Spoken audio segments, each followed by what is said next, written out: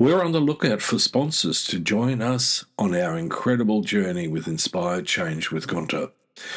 If your organisation cares deeply about meaningful conversations around masculinity, self-development and mental health, we'd love to partner with you.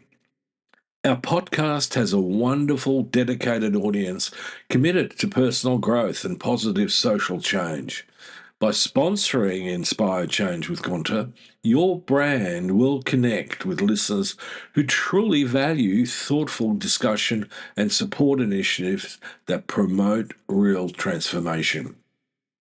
We're incredibly proud to be ranked number 1 in Australia and number 5 in the USA on FeedSpot's top men's mental health podcasts. For more information on how to become a sponsor, please reach out to Miranda Spiegner-Sapon, our showrunner and executive producer. We'd love to explore how we can work together to inspire change.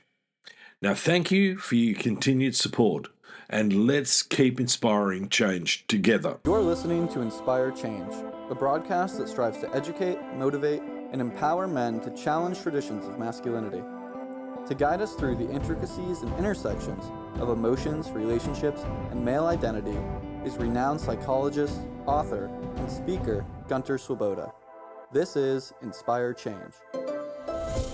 Before I begin the actual podcast, I would like to respectfully acknowledge the Gadigal people of the Eora Nation, who are the traditional custodians of the land on which I work.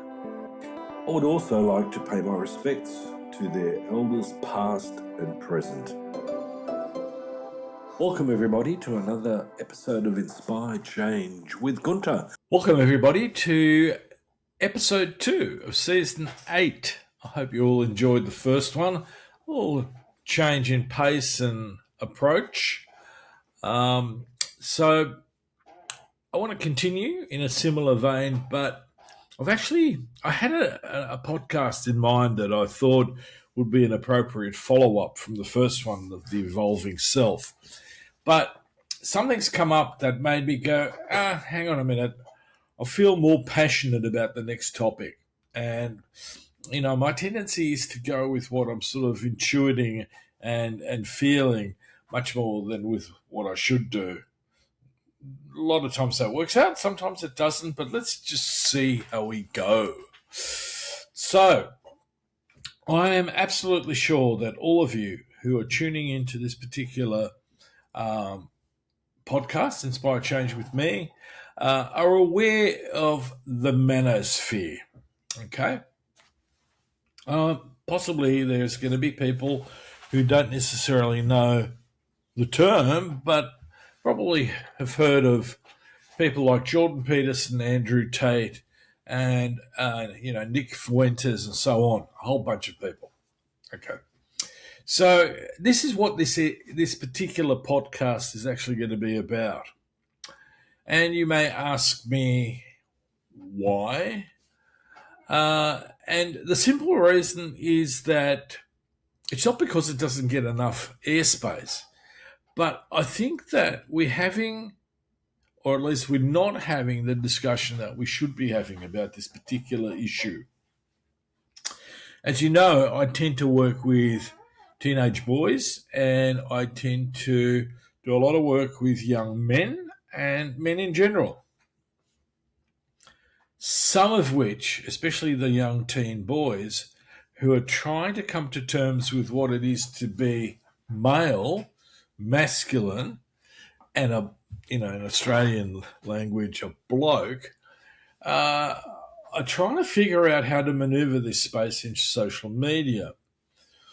And I get this from parents as well. They're sort of a bit confused and puzzled about how do I necessarily create, in a way, an antidote to this particular issue. And so, first thing I want to point out in this particular podcast is that this whole thing with the manosphere needs to be seen as a symptom and not an essential argument or construct, right? And in that context, there's a simple trap we keep falling into when we talk about the manosphere. A lot of us talk about it as if it is what men are. Now, it's as if it reveals some timeless male nature. And the only response to it is condemnation, ridicule, or panic. And for, all the manosphere stuff out there, there's some pretty witty and often very intelligent counter arguments that people are making. Some of it's funny as hell, really good laugh. But despite the fact that that response feels in a way satisfying, and believe me, I've had my fair share of likes on a lot of these YouTubers and Facebook posts, but it's not going to do anything. In fact, it's actually going to fail if our aim is to dissuade, especially young boys and men, to take a close look at what they're actually doing in this space. What is it that they're absorbing? What is it they're hearing? Now, my argument is that it fails because we misunderstand what the manosphere is actually doing. Now, having established that the manosphere is not the essence of men, and so in the first episode I talked about the patriarchal introject, and the other aspect to this is the masculine introject. And, I'm going to spend some more time explaining the relationship between the two and its essential differences and how we can fundamentally use this for our own personal growth and for our development in our community. We need to consider the fact that the manosphere is a symptom of a much deeper problem. It's a sign, ultimately, of unmet needs. It's a sign of distorted grievances. And, importantly, it's monetized by influencers and amplified by an attention economy that rewards outrage. If we're going to reduce its pull, we need to understand three things very clearly. Firstly, what does it offer? What does it exploit? And what is a credible counter-narrative, and how will that look and sound? So, this is the setting for today's podcast. So welcome, I'm Gunter, this is Inspired Change, and I hope this will help clarify really, really important issue in today's society. So let's start with the issue of what is the manosphere as a symptom. So the manosphere is an online ecosystem of communities and creators that offer men explanations for their pain. If we look at the whole way it's shaped and constructed and spread, that's exactly what it's about. Sometimes these explanations contain grains of truth. Like, for example, men do face loneliness. Men do feel disposable.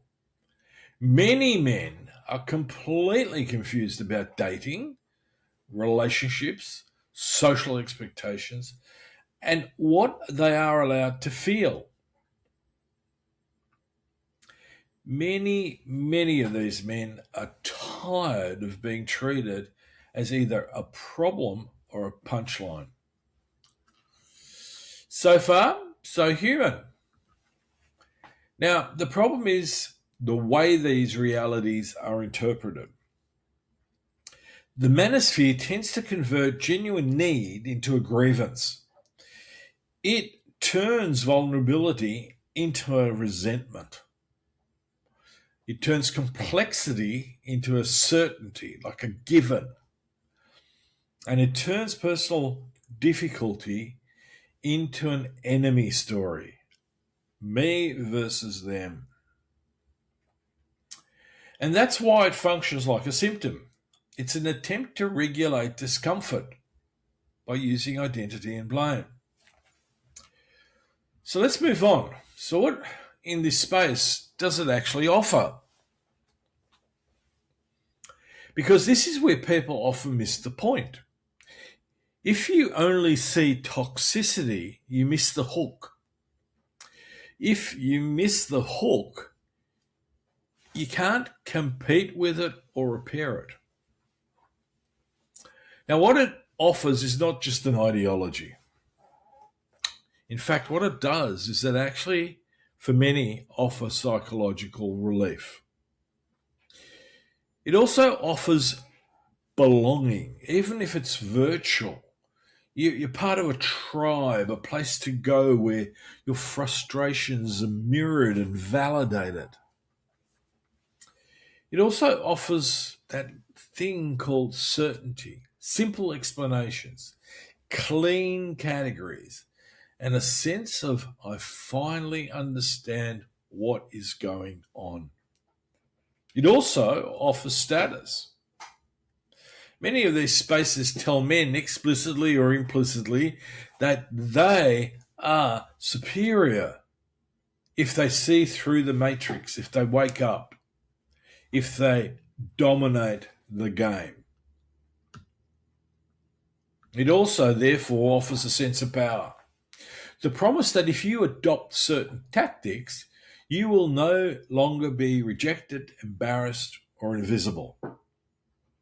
Apply that to the dating game. All those coaches out there telling you and giving you strategies on how to practice being better at picking up. Also, psychologically speaking, this is really, really important. It offers a kind of father energy, rules, disciplines, a pathway. Some men are absolutely desperate for structure because their inner world feels chaotic, and they've often come from a chaotic outer world. And that last part really matters. A lot of men are not looking actually for hate. They're looking for footing, for belonging, for being acknowledged, for being validated, for being meaningful.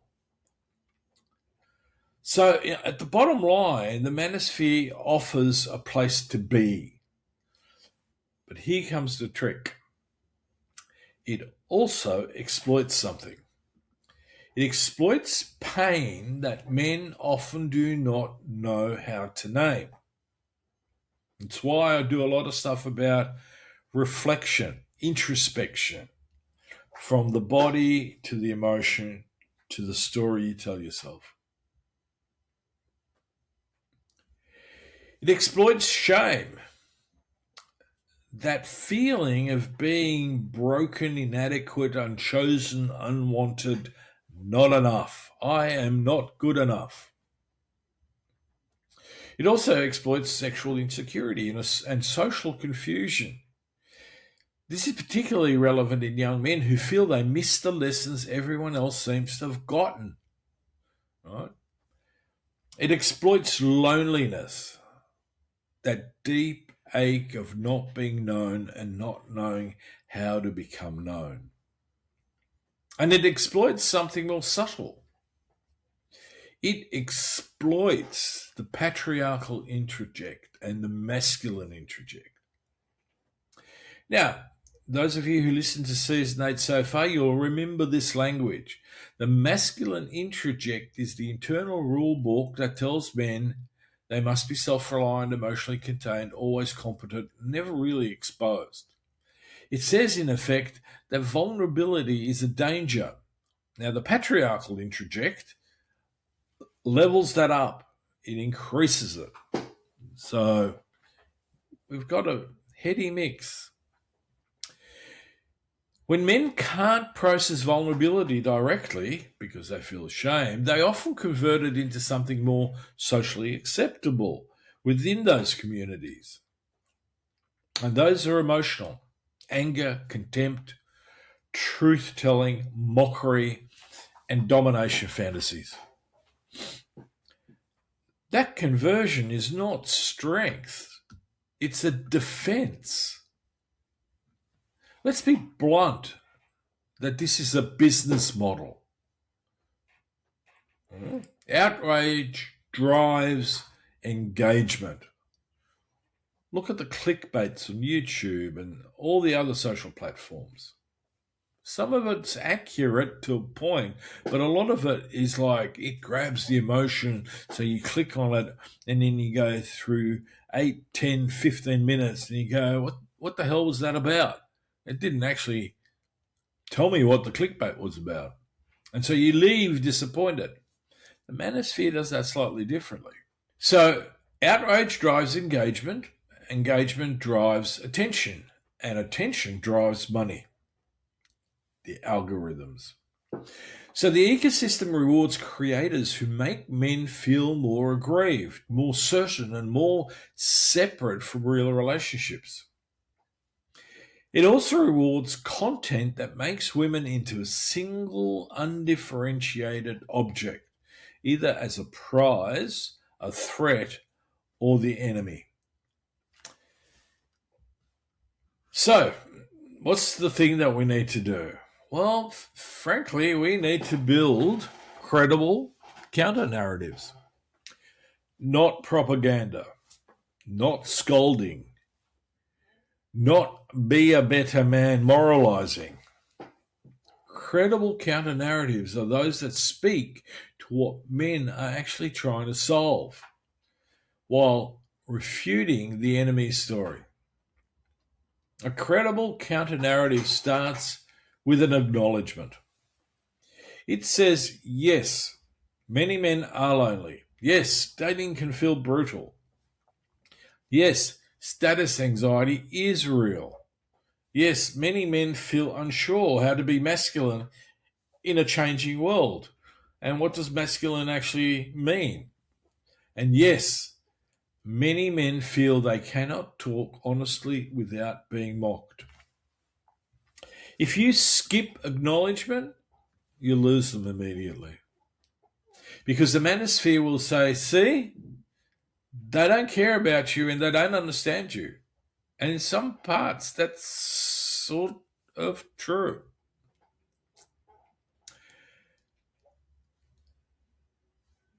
But acknowledgement is not agreement with the blame. A credible counter-narrative adds precision. It says your pain is real, but the explanation you've been given is a trap. It's a trap because it trades your inner life for certainty. It trades intimacy for domination. It trades the hard work of development for the cheap hit of a grievance. The work is about being a better human, a more whole human. Now, to make this practical, blah, blah, I'm going to give you 3 counter moves, 3 ways to respond that actually work, whether you're the man being pulled or someone who cares about him. The first counter move is this: translate the grievance into a need. Often the underlying issues are not obvious. So when a man says women are all the same, or they only want money, or the system is rigged, there's usually a human sentence underneath, not gendered. Often that underlying sentence is, I feel rejected, or I don't know how to be chosen. I'm scared that I'm not enough, or I feel invisible, or I don't know how to do intimacy without getting lost or losing myself in the other person. So if you can translate these grievances into a need, you can start addressing reality rather than fighting an ideology, which, as we know, is always pretty tricky. The second counter move is this: bring it back to the body, not the argument. These spaces run on activation. They keep fundamentally the nervous system hot, right? A hot nervous system makes people crave certainty because certainty at that point feels like safety. So one of the most powerful interventions is physiological, not as a wellness gimmick, but as a direct way to interrupt manipulation. If you're activated, you're recruitable. We can see this in group dynamics. There's lots and lots of historical examples, especially, during the Hitler rallies, Hitler Youth. And we're seeing it now, Proud Boys, all those sort of groups. They use activation to pull people in. However, if you can downshift that activation, you can begin to think more clearly. So countermove offers a dignity pathway, not a shame lecture. Most men do not leave the Manosphere because someone wins an argument. They leave because the path starts to feel empty, repetitive, and toxic, corrosive. Or they have a relational loss that forces reality. Or they perhaps find a better way to build dignity. A dignity pathway means real competence, real friendships, real skills with women, real emotional strength, real leadership.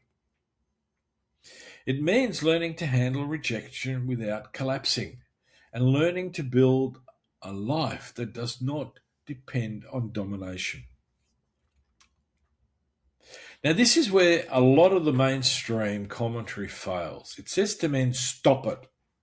It doesn't say, here's what to build instead. Or what is it that you actually deep down really want? So I'll give you a concrete example. Imagine a young man, maybe in his 20s. He's had a couple of painful rejections. He's embarrassed. He's lonely. He's watching his peers pair off. And in that process, often gets even lonelier. Possibly even, made a bit of fun of. And he feels left behind. So what does he do? He goes online and finds a content creator who says, you're not failing. Women are the problem. The game's rigged. And here are the rules. Here are the tactics. And here's your enemy. Now, in the short term, he feels a sense of relief. Oh, phew. It's not me, it's them. His pain now has a story. His shame becomes anger, and in some instances, rage and violence. His confusion becomes certainty. He is convinced, and in that certainty, he gets a rush of power. But the cost is high. He becomes more suspicious, less open, less capable of real intimacy. He starts treating women as a test, as an object, not as human beings. And he starts relating to other men through superiority rather than friendship. And here's the rub. His loneliness actually gets worse. Now imagine a different response. A counter-narrative that is credible. It says, your rejection hurts. That's real. But bitterness will cost you your future. How about we build something better? This now gives him a pathway, improved social skills, health, possibly financial stability if that's needed, but also a greater emotional range. He learns how to handle discomfort because ultimately that's all of us. We all need to learn how to handle discomfort. He learns how to read cues without entitlement and without necessarily taking it personal. He learns how to be confident without contempt or arrogance. But most importantly, in that process, and it is a process, it's not a single point of arrival, he learns how to repair his relationship with himself. Now, fundamentally, this is the making good men great idea in action, not softness, but capability. And that is self oriented.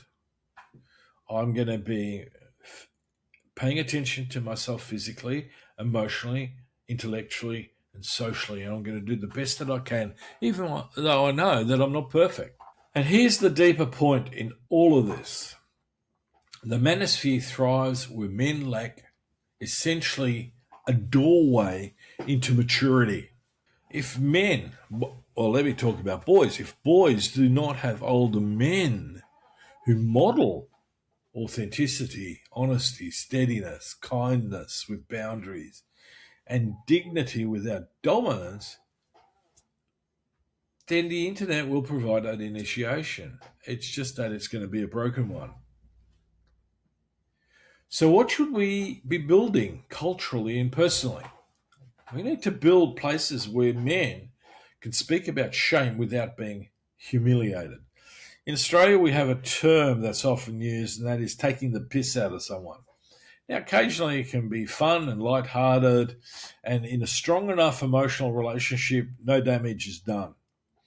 But in male peer groups, this often is directed at those who can least cope with it.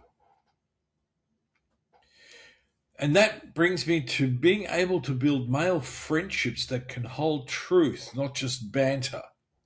We need to be able to connect with each other emotionally.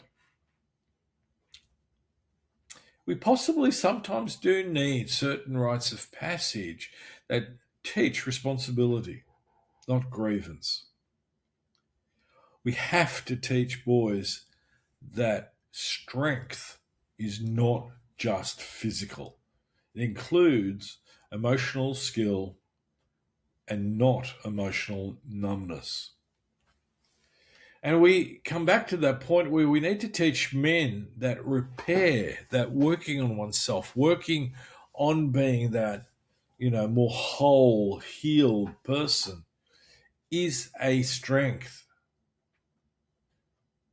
And we need to stop treating the choice as binary, either toxic masculinity or retro machismo. That binary, in a way, is part of the trap. In my research, quite often the stuff's referred to as traditional masculinity. That's a sort of soft observation of being basically a dinosaur. Again, most guys go, what the hell is traditional masculinity? They get confused. Those who pick it up intuitively often react to it. So here's a note to partners and parents, because I know many of you are listening too. If someone you love is being pulled into these spaces, the manosphere, arguing about facts is really the first move. The first step is to identify the need underlying the content, or should I say the content and intent. What is that person intending to get out of that? What is he not saying? What's he ashamed of? What is he terrified of feeling? Then set some boundaries. You can acknowledge pain without tolerating contempt. You can stay in a relationship without consenting to misogyny. I can talk with you about loneliness and dating. I won't sit in a conversation that dehumanizes women. That combination of empathy and boundary is powerful. It models the and also stance that I've talked about in previous episodes. It's care and firmness. So let me sort of close with a few simple diagnostic questions. A question that helps you detect whether you're being pulled by a grievance narrative. When do you feel exposed? And what do you do? Do you go looking for an enemy? Do you go looking for certainty? Do you look for someone to blame? Or do you go looking for the next skill that you need to build? That one question can begin to change your trajectory. Now, if you want to do the work from this episode, not just listen to it, I've created a Patreon exercise that takes you through a short reflection, a nervous system downshift, and a real world action for the week. And you'll find it at patreon.com/inspire change. I'm Gunter Swoboda. This is Inspire Change, and hopefully you'll see me next week, and I'll see you next week. You know, on this show, we talk a lot about living with purpose, slowing down, paying attention, and being intentional about the choices we make every day. Because when we simplify the noise around us, we can better hear what really matters. Empathy, connection, and showing up as the best version of ourselves. That's why I'm genuinely pleased to welcome our newest sponsor, Distill Union. Their philosophy aligns beautifully with what we do here. Distill Union creates slick, thoughtfully designed essentials, wallets, key organizers, phone cases, all built with a less is more approach. Their Wally wallets, Ferris key organizers, these are everyday tools that make life easier, cleaner, and calmer. In that simplicity, there's space for clarity. There's space for change.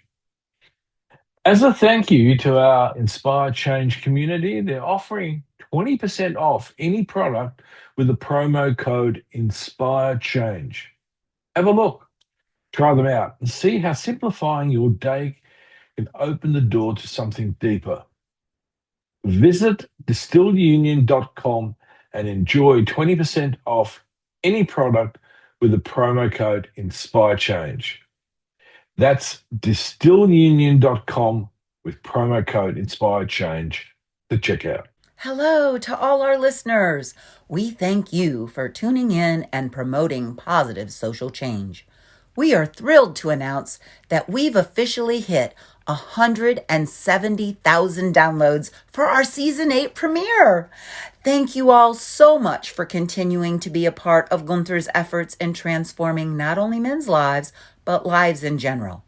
We are forever grateful for your continued support, which is reflected clearly on our listeners' lists. Therefore, we share our gratitude with our listeners in the south of France. You made it to number 10 on this week's global listeners list.